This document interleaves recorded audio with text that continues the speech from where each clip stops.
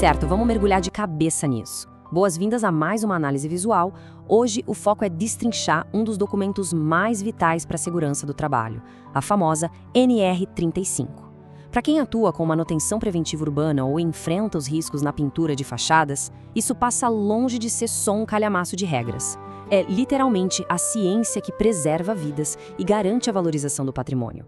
Vamos transformar essas diretrizes super densas em um mapa bem claro e direto ao ponto. Para nossa jornada ser bem dinâmica, dividimos tudo em 6 etapas rápidas: o risco e a norma, planejamento e análise, capacitação e aptidão, equipamentos de proteção individual, técnicas de acesso por cordas e, fechando com chave de ouro, ancoragem e salvamento. Vamos lá! Ponto 1. O risco e a norma. Estabelecendo a linha de vida legal e literal. Afinal, executar a manutenção de um edifício não permite improvisos. Quando a gravidade é o desafio, a precisão tem que ser absoluta. E isso traz uma reflexão bem interessante. Em que momento exato uma simples tarefa de manutenção passa a ser, aos olhos da lei, uma operação de alto risco em altitude? Vale destacar um detalhe crucial. O limite é de exatos 2 metros. É isso mesmo. A norma é super clara. Passou de 2 metros em relação ao nível inferior e existe risco de queda. Pronto.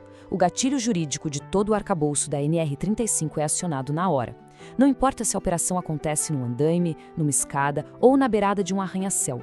Essa medida é a linha de corte que exige a ativação de todo o protocolo de proteção. Número 2. Planejamento e análise. O projeto para a segurança absoluta.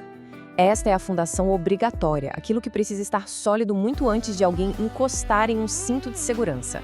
Existe meio que uma hierarquia de ouro aqui. O primeiro passo, claro, é o mais seguro. Simplesmente evitar subir. Se der para usar um método alternativo, ótimo. Mas se for tecnicamente inevitável ir para as alturas, o passo 2 entra em cena. Eliminar o risco de queda usando proteções coletivas robustas. E só quando essas duas opções se esgotam é que vamos para o passo 3, que é minimizar as consequências da queda com sistemas adequados. É um funil lógico perfeito, desenhado para evitar o acidente a todo custo. E quando a gente olha para a documentação preventiva, o peso cai todo sobre a análise de risco, a famosa AR, e a permissão de trabalho, a PT. A documentação exige que se leve em conta desde mudanças bruscas no tempo até trabalhos simultâneos no local que possam dar dor de cabeça. Resumindo, a operação não dá um passo sem que esse mapa de riscos esteja totalmente documentado. Parte 3. Capacitação e aptidão, o elemento humano no trabalho em grandes altitudes. Toda essa papelada nos leva ao fator mais complexo. Sem a qualificação profissional e aptidão física e psicológica, nada feito. A rigidez desse treinamento é total. São precisas pelo menos 8 horas de carga teórica e prática para começar. E o conhecimento não pode ficar parado no tempo, a reciclagem de 8 horas a cada 2 anos é obrigatória. Esse pessoal treina incansavelmente manobras de resgate, primeiros socorros e, claro, o uso específico de cada equipamento. Tudo isso atestado clinicamente, garantindo que o corpo e a mente estejam 100%. Número 4. Equipamentos de proteção individual. Aquilo que fica exatamente entre a rotina e um desastre.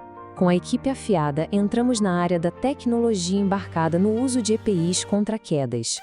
O ponto crucial aqui é entender como a norma sufoca qualquer chance de falha microscópica, criando 3 camadas de inspeção.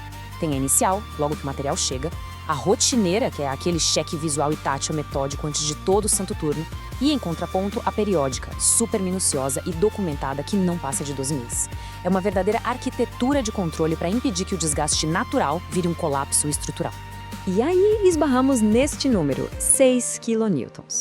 Vamos parar um segundo para absorver isso. A lei exige que os equipamentos sejam pensados de uma forma que, no tranco violento de uma queda, a força de impacto máxima transferida para o corpo do trabalhador jamais ultrapasse 6 kN. É o limite máximo. A documentação ilustra brilhantemente como resolver isso, a obrigatoriedade de talabartes integrados a absorvedores de energia. É pura engenharia mecânica. Esse mecanismo dissipa a energia cinética, geralmente rasgando umas costuras de forma bem controlada, para esticar a distância de frenagem.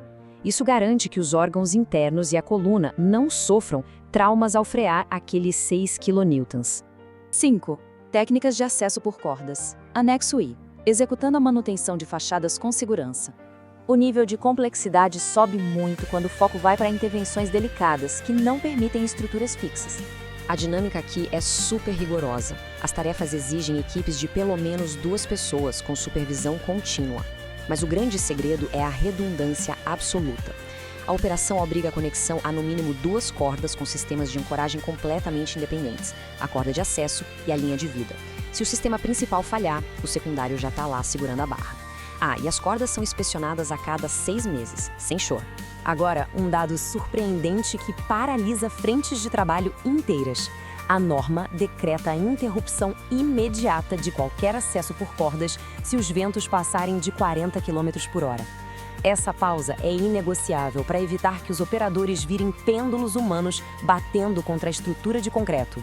6. Ancoragem e salvamento. A espinha dorsal estrutural e a resposta de emergência. Chegamos às bases que suportam todo o peso e aos procedimentos para a hora do aperto.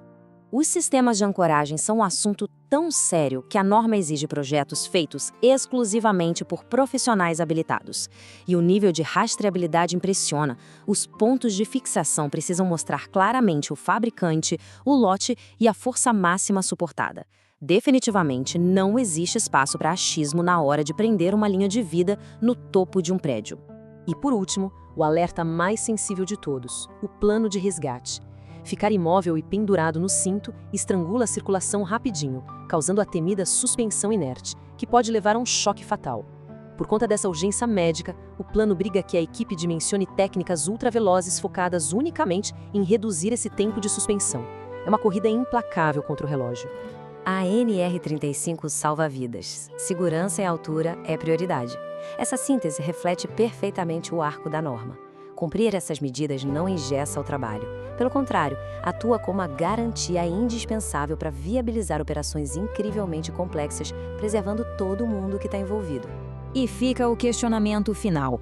Serão os meticulosos protocolos de planejamento, o treinamento intenso e os equipamentos redundantes verdadeiramente capazes de domesticar as altitudes extremas? Ao avaliar a engenharia por trás do texto legal, fica claro que sim. É fantástico perceber como essas camadas de proteção são cruciais para a manutenção preventiva e para a valorização do patrimônio com segurança total. Algo que a SPAC Soluções Prediais e outras empresas de excelência aplicam na prática todos os dias. Fica o convite para aprofundar esse conhecimento. Até a nossa próxima análise visual.